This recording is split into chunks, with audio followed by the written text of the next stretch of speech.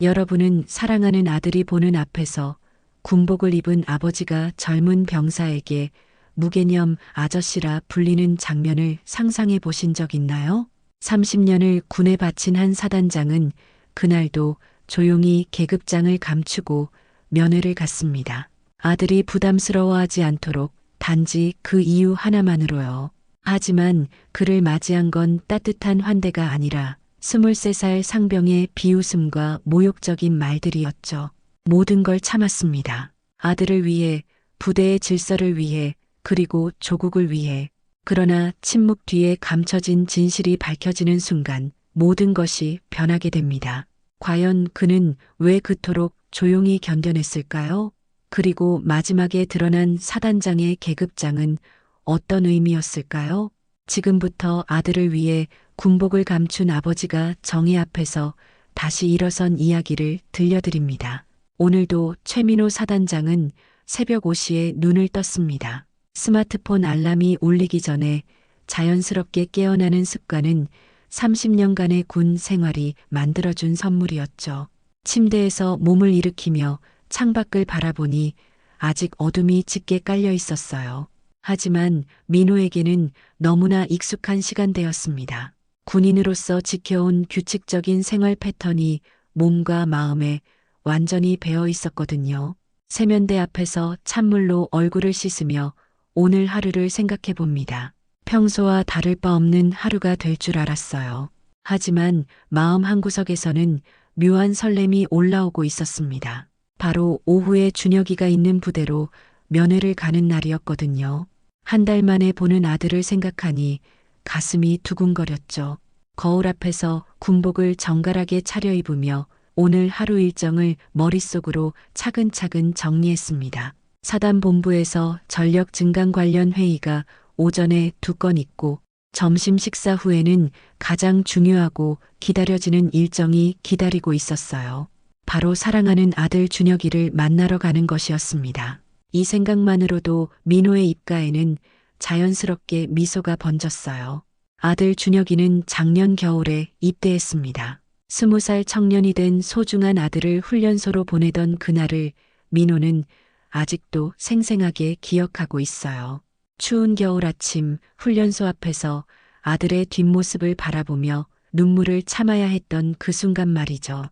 아내 수진이 3년 전 병으로 세상을 떠난 후 홀로 키운 소중디소중한 아들이었거든요. 그 무게감과 책임감은 이루 말할 수 없이 컸습니다. 준혁이는 어아버지가 사단장이라는 사실을 동기들에게 절대 말하지 않았습니다. 특별 대우를 받고 싶지 않다는 게 그 이유였죠. 민호는 그런 아들의 생각을 충분히 이해하면서도 한편으로는 마음이 아팠어요. 혹시 자신 때문에 아들이 위축되거나 부담을 느끼는 건 아닐까 하는 걱정이 항상 마음 한구석에 자리 잡고 있었거든요. 하지만 동시에 그런 아들의 의젓함이 자랑스럽기도 했습니다.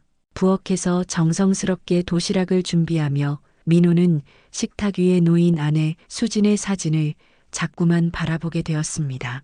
유리액자 속 아내는 여전히 39의 젊은 모습으로 환하게 미소 짓고 있었어요. 간호사복을 입은 따뜻하고 든든한 모습이었죠. 당신이 살아계신다면 준혁이 면회를 함께 갔을 텐데. 혼잣말을 중얼거리며 김치찌개와 각종 밑반찬들을 보온통과 도시락통에 하나하나 정성스럽게 담아갔습니다. 준혁이가 어릴 때부터 가장 좋아하던 메뉴들이었어요. 오전 업무를 모두 마친 후 민호는 승용차에 올라 부대로 향했습니다. 평소보다 일찍 출발한 덕분에 길이 막히지 않아 예정보다 훨씬 빨리 도착할 수 있었어요. 부대 입구에 차를 조심스럽게 세우고 잠시 백미러를 들여다봅니다. 깔끔하게 정리된 머리와 단정한 군복 차림새를 꼼꼼히 확인한 후 가장 중요한 작업을 시작했어요. 바로 소장 계급장이 눈에 띄지 않도록 검은색 점퍼를 조심스럽게 입는 것이었습니다. 이 작은 의식은 민호에게 매번 복잡한 감정을 불러일으켰어요. 30년간 자랑스럽게 달고 다닌 계급장을 숨겨야 한다는 현실이 때로는 서글펐거든요. 하지만 준혁이를 생각하면 어쩔 수 없는 선택이었습니다. 아들이 부담스러워하지 않기를 바라는 마음, 그리고 동기들 사이에서 자연스럽게 지내기를 원하는 마음이 더 컸거든요. 위병소 앞을 지나며 민호는 자연스럽게 고개를 숙여 정중히 인사했습니다. 30년간 몸에 완전히 밴 예의였죠. 하지만 위병소에 근무하던 병사들은 그의 인사를 대수롭지 않게 여겼어요. 그저 평범한 면회객 중 한 명으로만 보였을 뿐이었습니다. 민호는 그런 반응이 당연하다고 생각하며 면회실로 향하는 복도를 천천히 걸었어요. 바로 그때 위병소를 지나던 김태영 상병이 민호의 뒷모습을 보며 옆에 있던 동료에게 비웃음을 띤 목소리로 속삭이기 시작했습니다. 야, 저기 좀 봐봐. 또 아저씨가 면회 왔네. 저런 식으로 입고 오면 되나? 23살의 김태영은 상병 계급장을 단 지 겨우 2달째였어요. 갓 달린 새로운 계급이 주는 우월감과 권력에 완전히 도취되어 있던 위험한 시기였죠. 선임병이 된 자신이 마치 이 부대의 실질적인 주인이라도 된 듯한 착각에 빠져 있었습니다. 군대에 저런 복장으로 면회 오면 애가 얼마나 쪽팔릴까? 김태영은 목소리를 의도적으로 더욱 높여 말했습니다. 일부러 민호가 들으라는 듯이 크게 말하며 주변 동료들의 웃음과 공감을 유도하려 했어요. 요즘 부모들은 정말 무개념이야. 군대가 뭔지도 모르고 아무렇게나 와서는 말이야. 여기가 동네 마트나 백화점인 줄 아나? 민호는 그 모든 모욕적인 말을 귀 기울여 똑똑히 들었습니다. 걸음을 멈추고 천천히 고개를 돌려 김태영을 똑바로 바라보았지만 그 순간에는 아무 말도 하지 않았어요. 그저 깊은 의미를 담은 옅은 미소만 지었을 뿐입니다. 하지만 가슴 깊은 곳에서는 뜨거운 분노와 배신감이 마그마처럼 치밀어 오르고 있었죠. 30년간 조국을 위해 헌신해온 자신을, 그것도 경험도 얕은 어린 병사가 이토록 노골적으로 무시하고 조롱한다는 사실이 도저히 믿기지 않았어요. 동시에 깊은 실망감과 절망감도 밀려왔습니다.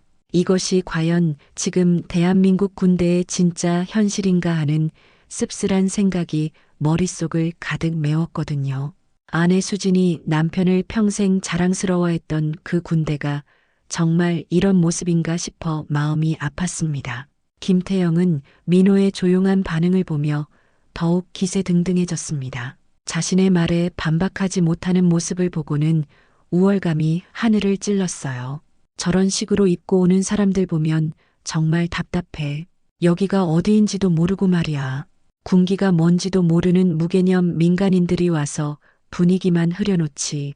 그의 목소리에는 오만함과 거만함이 가득했어요. 자신이 이 부대에서 상당한 영향력과 권한을 가진 중요한 선임병이라는 착각에 완전히 빠져 있었거든요. 더욱 충격적인 것은 주변에 있던 다른 병사들도 김태영의 말에 동조하며 웃고 있다는 사실이었습니다. 맞아. 상병님 말씀이 정말 맞아요. 면회 올 때는 최소한의 예의는 지켜야 하는데 말이에요. 이런 반응들을 보며 민호는 문제가 김태영 개인에게만 있는 것이 아니라는 걸 깨달았어요. 이미 부대 전체에 잘못된 문화가 뿌리 깊게 자리 잡고 있었던 것입니다. 민호는 더 이상 그 자리에 서 있을 수 없어 면회실로 발걸음을 재촉했습니다. 하지만 복도를 걸으며 마음속 깊은 곳에서는 여러 가지 상반된 감정들이 격렬하게 소용돌이치고 있었어요. 분노와 실망, 그리고 깊은 안타까움이 뒤섞인 매우 복잡하고 혼란스러운 심정이었죠. 과연 자신이 이렇게 참고 조용히 넘어가는 것이 정말 옳은 선택일까 하는 근본적인 의문이 강하게 들기 시작했습니다. 면회실에 도착한 민호는 준비해온 정성스러운 도시락을 테이블 위에 하나하나 조심스럽게 올려놓았습니다. 김치찌개가 담긴 보온통에서는 아직도 따뜻한 김이 모락모락 피어오르고 있었어요. 준혁이가 도착하기를 기다리며 민호는 마음을 다잡으려 애썼지만 아까 김태영이 내뱉은 그 모욕적이고 상처되는 말들이 계속해서 머릿속을 맴돌며 떠나지 않았습니다. 30년간 군복을 입고 살아온 자신을 그저 무개념한 아저씨라고 부르다니 생각할수록 가슴이 답답하고 억울했어요. 잠시 후 면회실 문이 열리며 최준혁이 들어왔습니다. 아버지. 준혁이의 얼굴에는 한 달 만에 사랑하는 아버지를 만나는 순수한 기쁨과 감격이 가득했어요. 조금 야위어 보이긴 했지만 건강해 보이는 아들의 모습에 민호의 마음도 한결 가벼워졌습니다. 하지만 그 달콤한 재회의 순간은 그리 오래 지속되지 못했어요. 바로 그 순간 김태영이 뒤따라 들어오며 면회실의 분위기가 급격히 변했거든요. 최일병, 면회 시간은 정확히 1시간이니까 시간 잘 지켜. 김태영의 목소리에는 권위적이고 위압적인 톤이 진하게 묻어 있었죠. 마치 자신이 이곳의 절대 권력자라도 되는 양 거드름을 피우고 있었어요. 민호는 그런 김태영의 태도를 보며 불쾌감을 감출 수 없었지만 준혁이 앞에서는 최대한 참으려고 노력했습니다. 김태영은 민호를 위아래로 훑어보더니 눈을 가늘게 뜨며 도발적으로 말했습니다. 아저씨, 다음부터는 좀 더 단정하게 입고 오세요. 여기가 어디인 줄 아시죠? 민호는 그 말을 듣고 깊게 숨을 들이쉬었어요. 참으려고 애써 보았지만 이미 인내심의 한계점에 거의 다다르고 있었습니다. 하지만 사랑하는 아들 준혁이 앞에서 문제를 일으킬 수는 없었죠. 그리고 최일병 아버지, 군대에서는 무엇보다 규칙과 예의가 가장 중요한 법입니다. 면회 올 때는 복장부터 제대로 갖춰 입고 오셔야 해요. 김태영은 마치 자신이 이 부대의 최고 지휘관이라도 되는 양 거만하게 거드름을 피웠습니다. 그의 말 한마디 한마디가 민호의 가슴에 날카로운 칼날처럼 꽂혔어요. 더욱 충격적인 것은 김태영이 계속해서 내뱉는 말들이었습니다. 자네 아버지는 군기 빠진 민간인의 완벽한 모범 사례야. 나이 먹고도 이런 기본도 모르다니. 그의 말에는 나이에 대한 노골적인 차별과 무시가 담겨 있었어요. 요즘 나이 먹은 사람들이 다 이래. 젊은 사람들이 고생하는 것도 모르고 아무렇게나 와서는. 준혁이는 그런 김태영의 말을 들으며 얼굴이 빨갛게 달아올랐습니다. 사랑하고 존경하는 아버지가 이런 모욕과 수치를 당하는 모습을 보며 주먹을 꽉 쥐었지만 엄격한 계급사회인 군대에서는 어쩔 수 없었어요.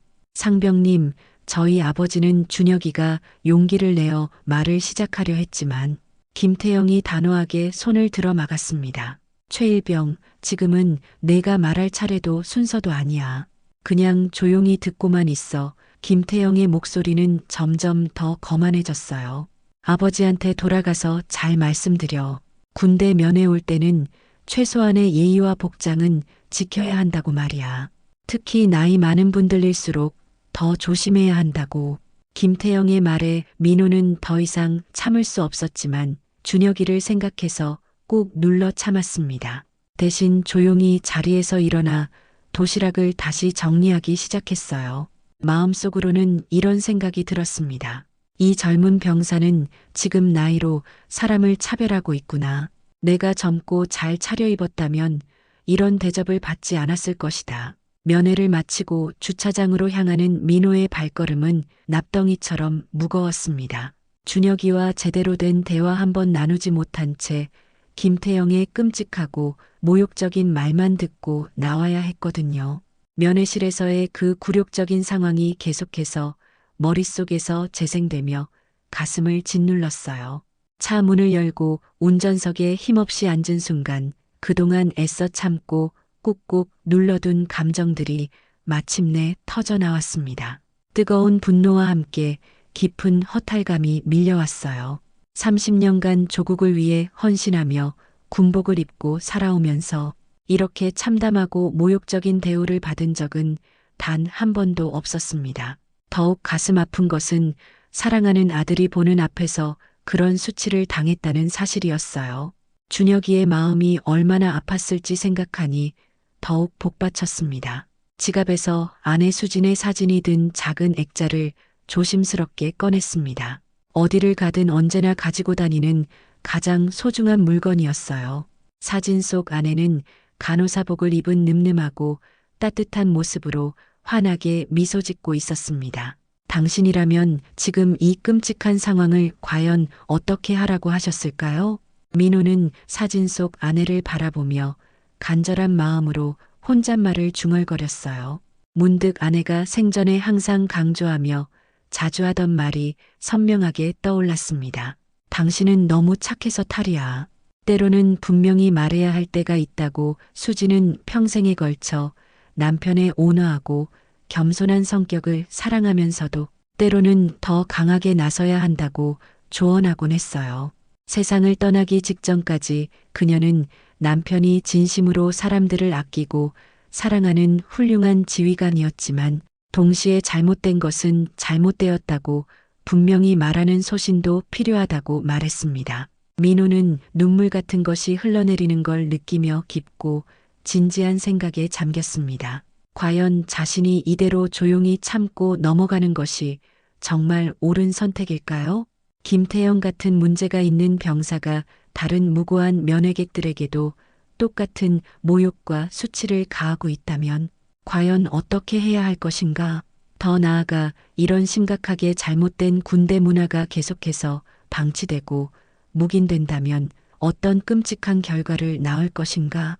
특히 나이가 많거나 소박하게 차려입은 면회객들이 젊은 병사들로부터 차별받고 모욕당하는 일이 일상화되어 있다면 이것은 단순한 개인의 문제가 아니라 우리 사회 전체의 심각한 병폐라는 생각이 들었습니다. 이런 생각들이 머릿속에서 복잡하게 얽히며 소용돌이쳤어요. 차 안에서 한참을 고민하고 또 고민하던 민호는 마침내 중대한 결심을 굳혔습니다. 이것은 단순히 개인적인 감정이나 사적인 안갚음의 차원이 아니었어요. 군 전체에 만연한 잘못된 문화와 심각한 기강해이에 대한 구조적이고 본질적인 문제였습니다. 민호는 더 이상 침묵할 수 없다는 확신이 들었습니다. 아내가 그토록 강조하고 실천하라고 했던 진정한 용기를 이제 자신이 내야 할 때가 온 것 같았어요. 핸드폰을 꺼내 전화번호부를 차근차근 뒤적이며 이강수 중장의 번호를 찾았습니다. 화면에 떠오른 번호를 한참 동안 바라보다가 용기를 내어 전화를 걸기로 마음먹었어요. 이강수는 민호와 정확히 같은 기수로 입대한 소중한 동기였고 현재 국방부 감찰실장이라는 중요한 직책을 맡고 있는 매우 신뢰할 만한 동료였습니다. 무엇보다 군대의 잘못된 관습과 각종 부조리에 대해 민호와 함께 진지한 문제의식을 공유하고 있던 사람이었죠. 전화를 걸기 전 민호는 아내의 사진을 다시 한번 깊이 바라보며 마음속으로 다짐했습니다. 당신이 항상 말씀하신 그 용기, 이제 제가 반드시 실천하겠어요. 그리고 이강수의 번호를 눌렀습니다. 몇 번의 신호음이 울린 후 익숙하고 반가운 목소리가 들려왔어요. 민호야, 이 시간에 웬 전화야? 무슨 일이라도 있었나? 이강수의 목소리는 언제나처럼 따뜻하고 든든했습니다. 강수야, 지금 정말 심각하고 중대한 문제로 전화드린 거야. 민호의 목소리에는 평소와는 완전히 다른 단호함과 절실함이 진하게 묻어 있었어요. 이건 단순한 개인적인 분노나 감정의 문제가 아니라 우리 군대 전체에 만연한 병든 문화에 대한 근본적인 문제입니다. 민호는 오늘 부대에서 있었던 모든 일을 빠짐없이 차근차근 설명했습니다. 김태영이 자신에게 쏟아낸 그 모욕적이고 인격 모독적인 말들, 특히 나이를 이유로 한 노골적인 차별 발언들, 그리고 사랑하는 아들 준혁이가 보는 앞에서 당한 그 참을 수 없는 굴욕까지 모든 것을 솔직하고 담담하게 털어놓았어요. 이강수는 민호의 긴 설명을 끝까지 한마디 끊지 않고 집중해서 들었습니다. 그리고 모든 이야기를 다 들은 후 깊고 무거운 한숨을 내쉬었어요. 이런 말도 안 되는 일이 실제로 벌어졌구나. 정말 심각하고 중대한 문제네. 그의 목소리에는 진심 어린 분노와 깊은 안타까움이 동시에 담겨 있었어요. 민호야, 내 말이 100% 맞아. 이건 절대 단순히 개인의 일탈이나 실수가 아니라 우리 군 전체의 구조적이고 뿌리 깊은 문제야 이강수의 공감과 지지에 민호는 한결 마음이 든든해졌습니다. 강수야, 저는 이 일을 절대 그냥 넘어갈 수 없어요. 김태영 그 병사가 저에게만 그런 식으로 행동한 게 아닐 거예요. 분명히 다른 무고한 면회객들에게도 똑같은 모욕과 수치를 가했을 가능성이 매우 높아요. 민호의 목소리는 점점 더 단호하고 확신에 차게 변해갔습니다. 더욱 중요하고 심각한 건 이런 잘못된 문화와 기강회의가 계속해서 방치되고 묵인된다면 우리 군 전체의 기강과 질서가 완전히 무너질 거라는 점이에요. 특히 나이나 외모를 기준으로 사람을 차별하는 문화가 군대에 뿌리내린다면 이것은 우리 사회 전체에 얼마나 심각한 악영향을 미칠지 상상도 할 수 없어요. 이강수는 잠시 침묵하며 민호의 말을 곰곰이 깊이 생각해 보고 있었어요. 동기로서 민호의 마음을 누구보다 잘 이해하고 있었고, 동시에 군 간부로서 이 문제의 심각성과 파급력도 정확히 인식하고 있었거든요. 민호야, 내 판단과 생각이 완전히 옳고 정확해. 하지만 이런 민감하고 복잡한 문제를 해결하려면 매우 신중하고 전략적으로 접근해야 해. 무엇보다 준혁이에게 어떤 피해나 불이익이 가면 절대 안 되잖아. 이강수는 민호의 복잡하고 어려운 입장을 누구보다 깊이 이해하고 있었습니다. 그래서 제가 당신에게 전화한 거예요. 이 문제를 공식적이고 체계적으로 처리하되 제 정체와 신분은 끝까지 철저히 비밀로 지켜주세요. 준혁이를 위해서라도 그렇게 해야 해요. 민호의 간절한 요청에 이강수는 충분히 이해한다는 듯 고개를 끄덕였어요.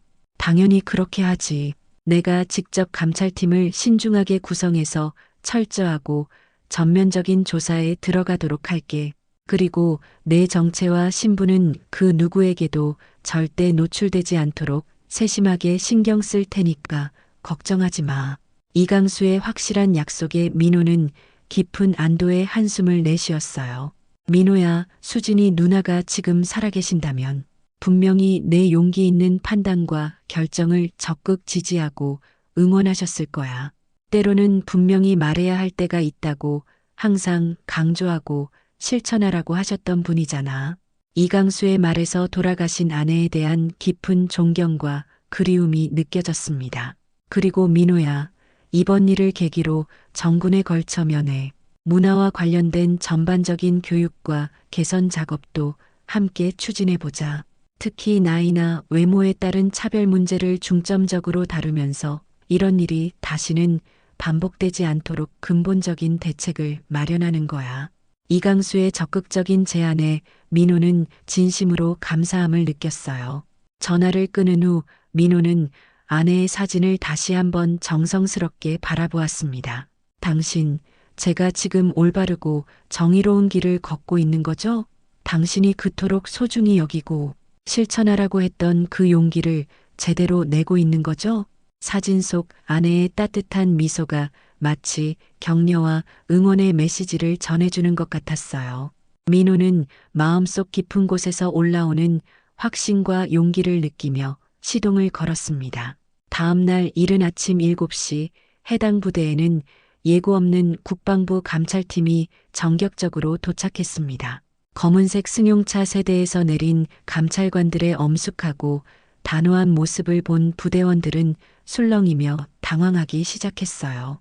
이런 식의 갑작스러운 기습 감찰은 보통 매우 심각하고 중대한 문제가 발생했을 때만 실시되는 특별한 조치였거든요. 순식간에 부대 전체에 긴장감과 불안감이 팽팽하게 감돌기 시작했습니다. 김태영은 위병소에서 감찰팀의 갑작스러운 도착 소식을 전해 들었을 때 가슴이 철렁 내려앉는 느낌을 받았어요. 왠지 모르게 매우 불길하고 위험한 예감이 강하게 들었거든요. 설마 어제 그 일 때문에 온 건 아니겠지? 하지만 곧 자신을 달래며 고개를 저었습니다. 그저 평범한 면회객 한 명에게 몇 마디 한 것 때문에 국방부 감찰팀이 직접 올 리는 절대 없다고 스스로를 위로했어요. 감찰팀장인 박준호 대령은 부대장과의 긴급 면담을 마친 후 즉시 본격적이고 체계적인 조사에 돌입했습니다. 어제 오후 면회 시간 동안 발생한 모든 상황과 사건들을 집중적이고 철저하게 조사하겠습니다. 감찰팀의 구체적인 발표에 부대 간부들은 완전히 어리둥절했어요. 평범하고 일상적인 면회 시간에 도대체 무슨 특별한 일이 있었다는 건지 전혀 알 수 없었거든요. 감찰관들은 가장 먼저 면회실 CCTV 영상을 철저히 확보하고 분석했습니다. 어제 오후 민호와 준혁의 면회 장면, 그리고 김태영이 들어와서 쏟아낸 모든 모욕적이고 부적절한 발언들이 선명하고 생생하게 녹화되어 있었어요. 이것 좀 봐. 여기서 김태영 상병이 면회객에게 명백히 무례하고 모욕적인 발언을 반복적으로 하고 있어. 특히 나이를 이유로 한 차별 발언이 매우 심각해 감찰관의 차가운 지적에 부대장의 얼굴은 점점 굳어갔습니다. 위병소 CCTV 영상도 꼼꼼히 검토했습니다. 민호가 지나갈 때 김태영이 아저씨, 무개념 등의 노골적으로 모욕적인 표현들을 거리낌 없이 사용하는 장면들이 또렷하게 기록되어 있었어요. 더욱 심각한 것은 나이 먹은 아저씨, 저런 나이에도 같은 명백한 연령 차별 발언들이 반복적으로 나타났다는 점이었습니다. 감찰관들은 이 모든 결정적인 증거들을 빠짐없이 수집하고 정리했습니다. 동시에 부대 내 다른 병사들을 대상으로 한 개별적이고 심층적인 면담도 체계적으로 시작되었어요. 김태영 상병이 평소에 면회 오신 가족분들에게 어떤 태도와 언행을 보였는지 솔직하고 구체적으로 말해보세요. 감찰관의 직접적인 질문에 병사들은 처음에는 선임을 의식해서 말을 아꼈지만 점차 용기를 내어 숨겨왔던 진실들을 하나씩 털어놓기 시작했습니다.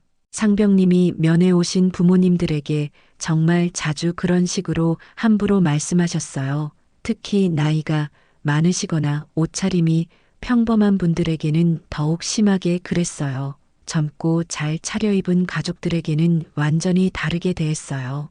정말 노골적으로 차별했어요. 저희도 보기에 너무 과하다는 생각이 들 정도였어요. 병사들의 일치된 증언을 통해 김태영의 추악하고 지속적인 갑질 전력이 하나둘씩 적나라하게 수면 위로 드러나기 시작했습니다. 김태영의 문제 행동은 어제 하루 만에 우발적인 실수가 아니었어요. 평소부터 면회객들을 무시하고 모욕하는 일을 반복적으로 저질러왔던 것입니다. 더욱 충격적인 것은 그의 차별 기준이 매우 구체적이고 체계적이었다는 점이었어요. 상병님은 면회 온 가족들의 나이, 옷차림, 차종까지 보고 대우를 달리했어요. 특히 고급 승용차를 타고 온 젊은 부모들에게는 극도로 정중했는데 나이 많고 평범한 차를 타고 온 분들에게는 정말 함부로 했어요. 심지어 면회객들끼리 서열을 정하는 것 같았어요. 마치 자신이 그 서열의 심판관인 것처럼. 감찰팀은 이 모든 충격적인 증언들과 증거들을 상세하고 정확하게 기록했습니다. 조사가 진행될수록 김태영의 행동이 얼마나 심각하고 용납할 수 없는 수준이었는지가 명백해졌어요. 단순한 개인의 일탈을 넘어서 우리 사회의 뿌리 깊은 차별의식이 군대라는 조직 내에서 어떻게 발현되는지를 보여주는 전형적인 사례였습니다. 조사 사흘째, 감찰팀은 결정적이고 확실한 증거들을 모두 완벽하게 수집했습니다. 김태영의 잘못된 행동 패턴은 어제 하루의 단순한 실수나 우발적 사건이 아니라 오랫동안 지속적으로 이어져 온 심각한 구조적 문제라는 사실이 의심의 여지 없이 명확히 드러났어요. 면회실과 위병소의 모든 CCTV 영상, 그리고 다수 병사들의 구체적이고 일치된 증언이 이를 명백하게 뒷받침했습니다. 더 충격적인 사실도 추가로 발견되었습니다. 김태영의 차별적 행동은 부대 내 일부 다른 병사들에게도 영향을 미쳐 마치 전염병처럼 퍼져나가고 있었던 것입니다. 젊은 병사들이 나이 많은 면회객들을 무시하는 문화가 은밀하게 형성되어 있었어요. 감찰팀장 박준호 대령은 김태영을 별도의 조사실로 불러 최종적이고 결정적인 조사를 진행했습니다. 김태영 상병, 지난 2달 동안 당신이 면회 오신 가족분들에게 한 모든 발언들과 행동들에 대해 구체적으로 해명해 보시오. 김태영은 처음에는 어떻게든 발뺌하고 변명하려 시도했지만 너무나 명확하고 결정적인 증거들 앞에서는 더 이상 부인하거나 회피할 수 없었어요. 저는 그냥 부대의 군기와 질서를 바로잡으려고 한 것뿐입니다. 면회객들이 너무 아무렇게 나와서 김태영의 목소리는 심하게 떨리고 있었어요. 하지만 감찰관들의 표정과 시선은 차갑고 냉정하기만 했습니다. 군기를 바로잡는다는 명목으로 면회 오신 가족분들을 모욕하고 인격을 모독한 것이 정당하다고 생각하십니까? 특히 나이나 외모, 경제적 수준으로 사람을 차별한 것에 대해서는 어떻게 생각합니까? 감찰관의 예리하고 날카로운 질문에 김태영은 더 이상 대답할 말을 찾지 못했습니다. 상병, 당신의 행동은 단순한 실수가 아닙니다. 체계적이고 지속적인 인권 침해였어요. 더 심각한 것은 이런 차별의식이 부대 내 다른 병사들에게까지 퍼져나가고 있었다는 점입니다.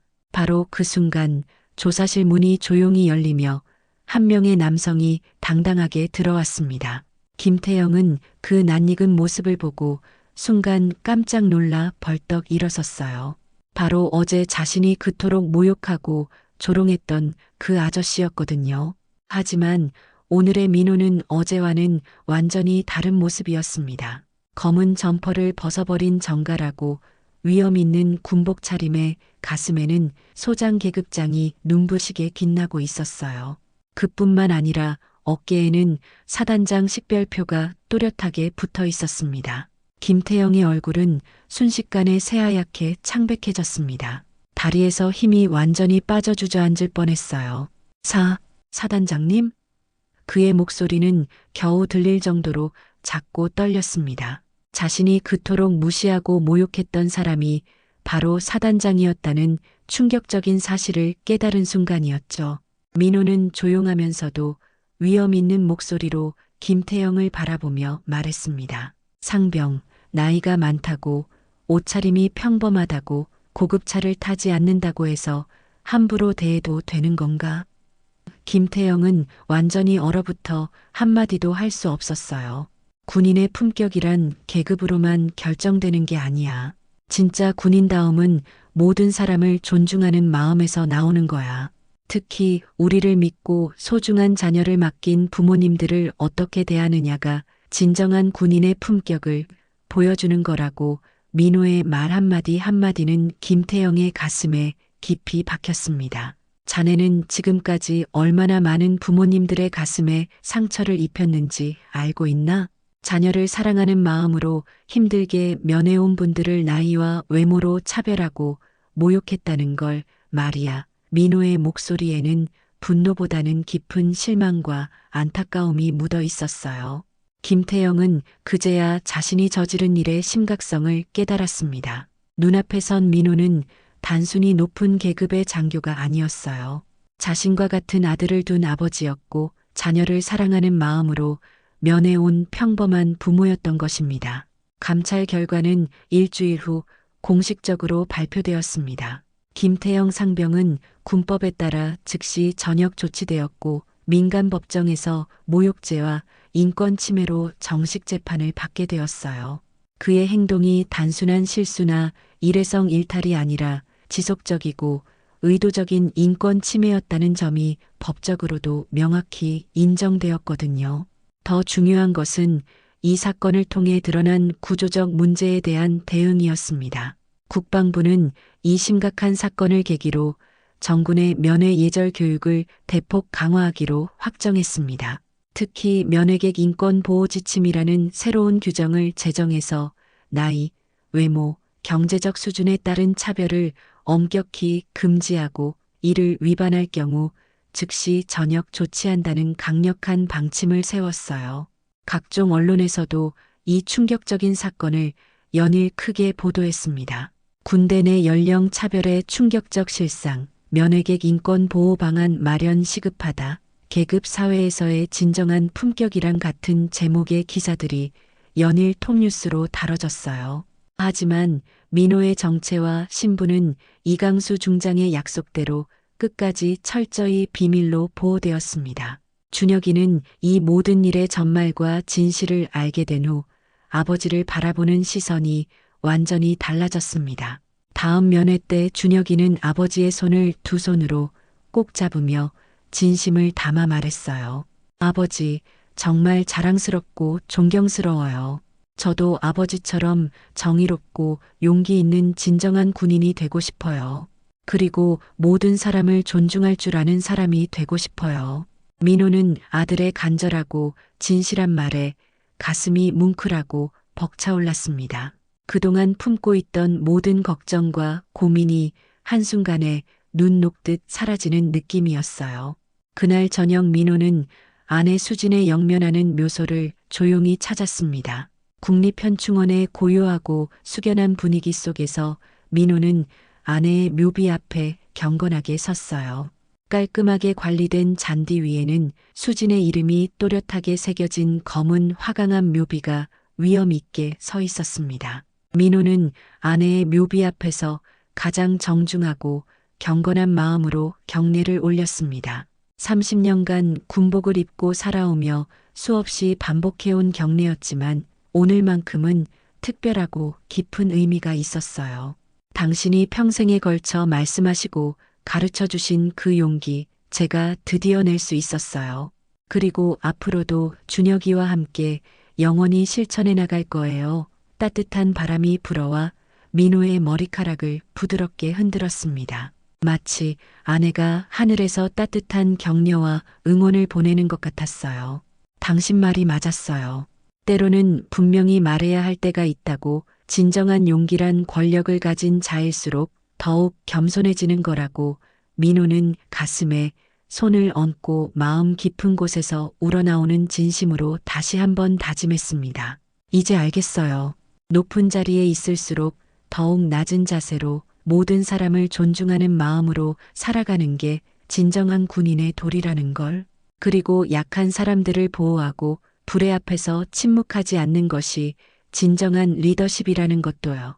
석양이 아름답게 지는 하늘 아래 민호의 군복은 여전히 자랑스럽고 당당하게 빛나고 있었습니다. 하지만 이제 그 군복에는 단순한 권위나 계급이 아닌 진정한 봉사와 희생의 정신이 담겨 있었어요.